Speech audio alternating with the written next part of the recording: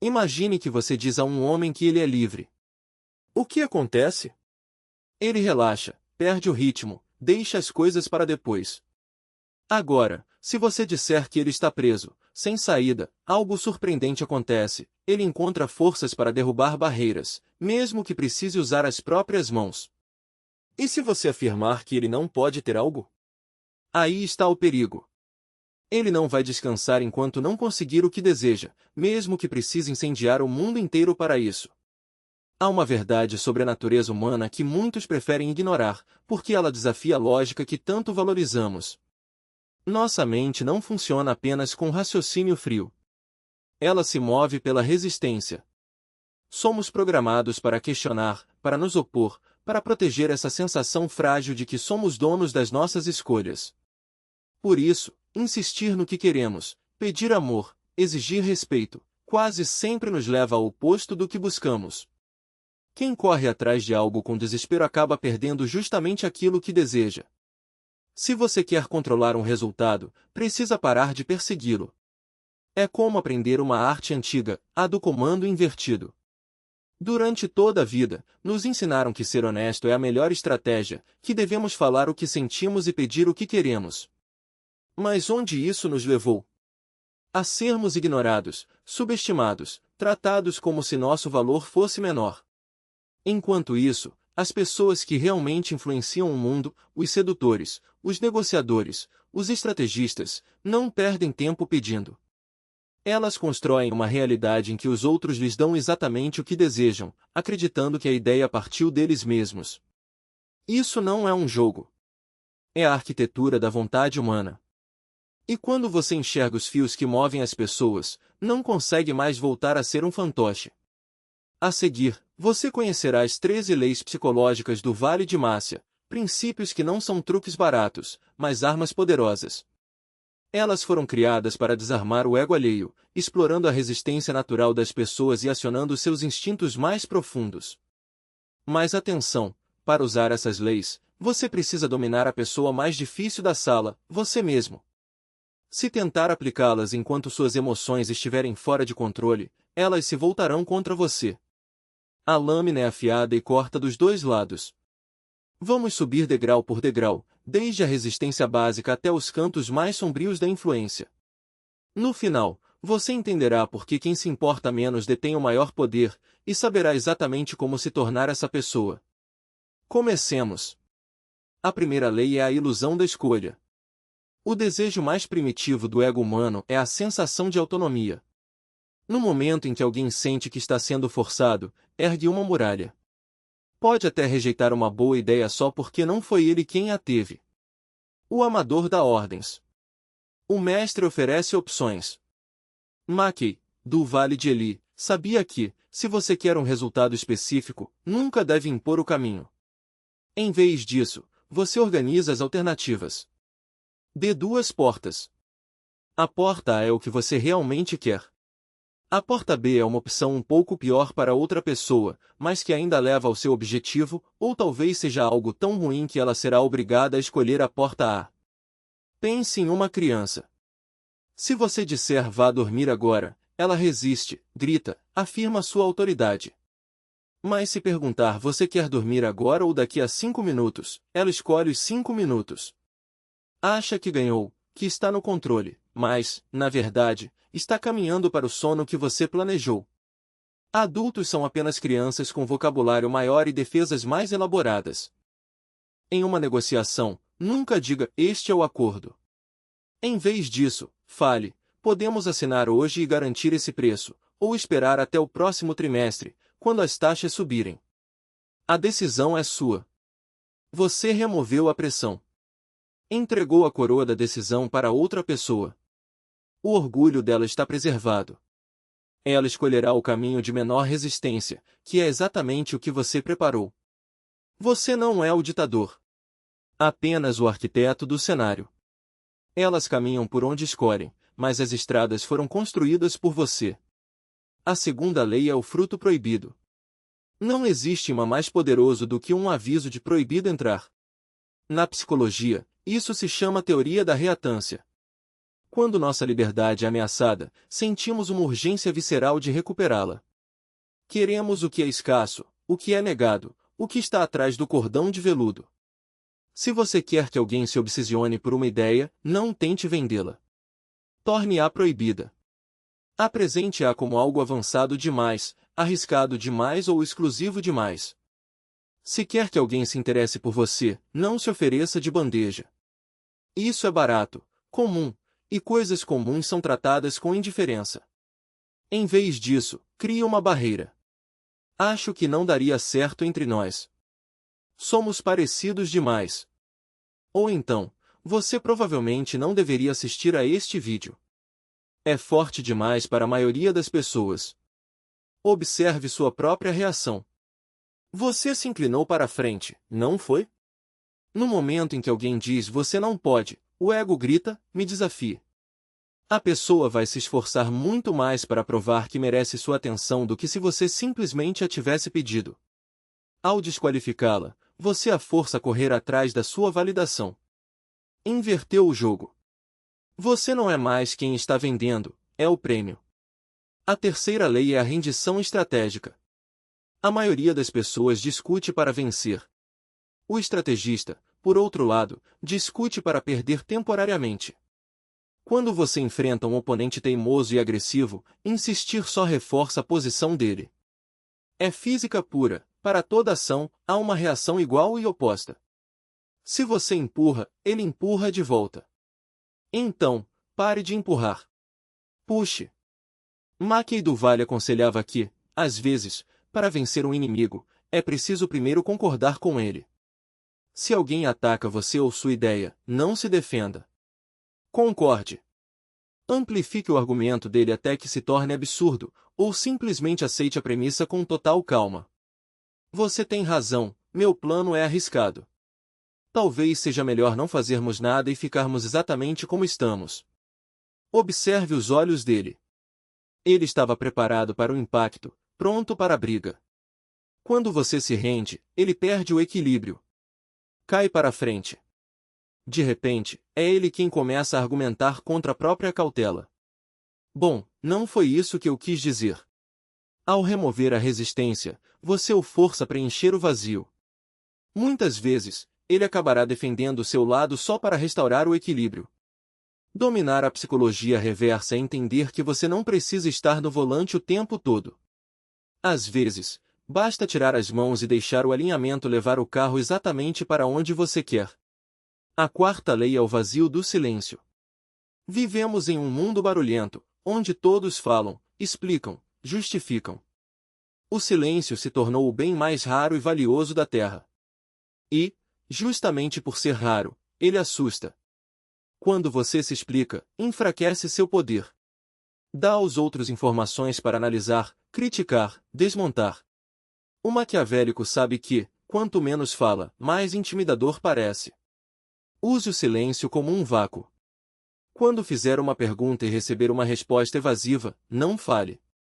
Não preencha o desconforto. Olhe nos olhos da pessoa e espere. A mente humana detesta o vazio. Ela entra em pânico com o silêncio. Assume que, se você não está falando, é porque sabe algo que ela não sabe. Acha que está sendo julgada, calculada. Para aliviar essa tensão, ela vai falar. Vai revelar a verdade. Vai fazer ofertas que nunca pretendia fazer, só para quebrar o feitiço da sua quietude. O silêncio não é vazio. Ele é pesado. Aprenda a deixá-lo pairar na sala até esmagar a vontade do outro. A quinta lei é o espelho do narcisismo.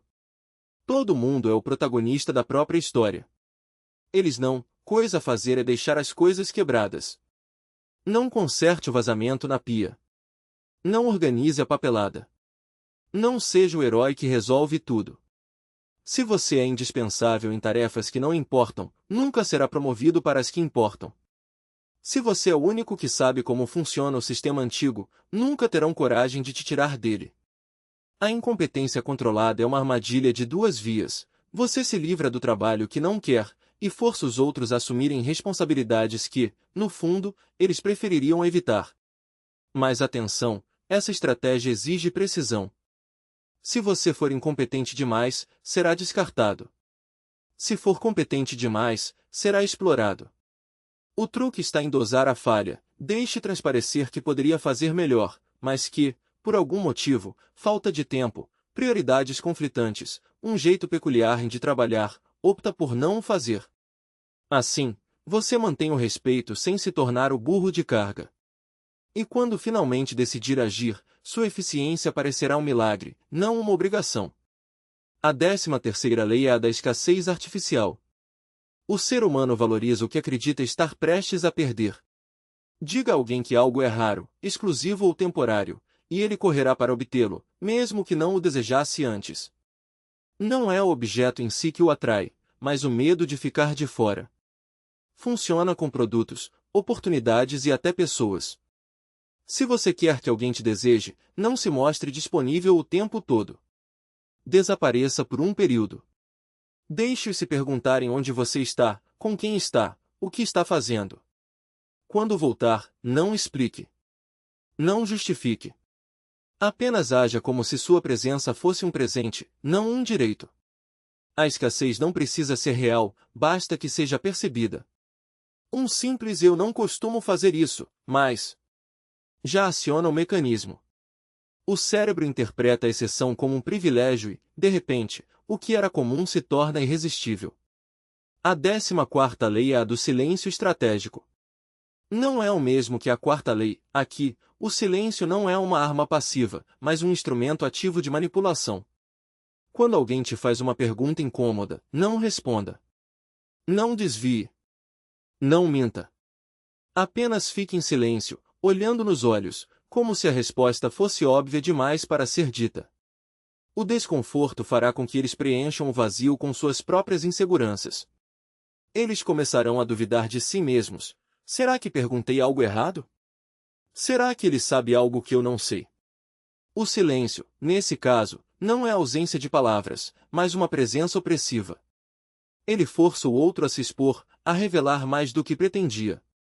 E quando finalmente falarem, suas palavras serão um mapa das fraquezas que você poderá explorar depois. A 15ª lei é a da dívida emocional. As pessoas não gostam de se sentir em dívida. Se você faz um favor, elas se sentirão compelidas a retribuir, mesmo que não queiram. Mas há um detalhe crucial: o favor não pode parecer calculado. Se você ajuda alguém esperando algo em troca, a dívida perde o peso. O truque está em agir como se o favor fosse natural, espontâneo, quase um acidente. Ah, eu já estava passando por aqui, então resolvi trazer o documento para você. Eu tinha um ingresso sobrando e achei que você gostaria.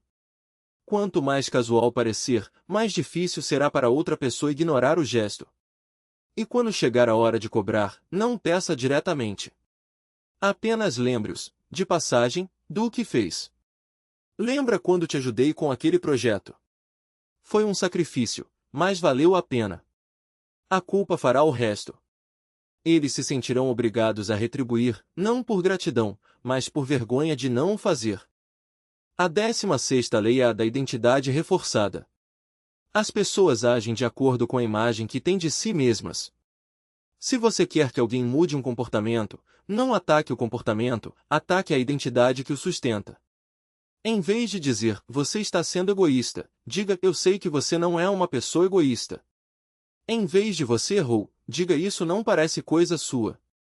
O cérebro resiste a contradições. Se alguém se vê como generoso, honesto ou inteligente, fará de tudo para manter essa autoimagem.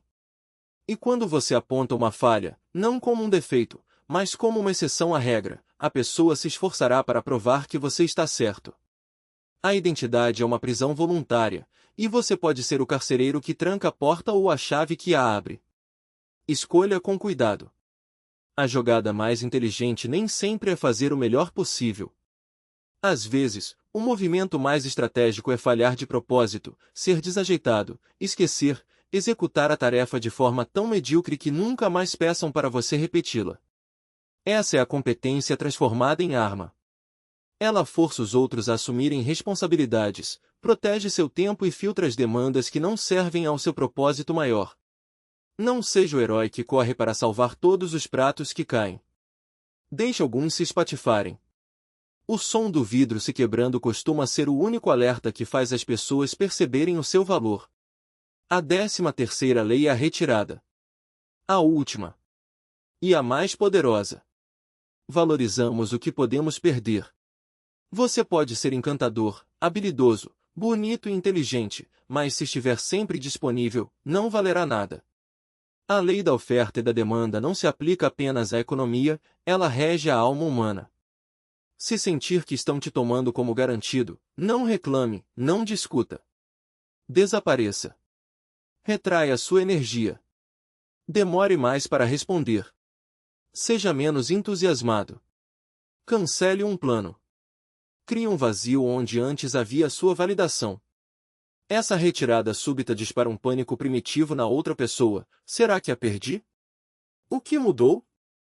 Eles correrão atrás, compensarão em excesso, perceberão de repente o espaço que você ocupava em suas vidas agora que há um buraco ali. Mas isso precisa ser feito sem raiva. Se você se retirar com raiva, é birra. Se o fizer com indiferença, é poder.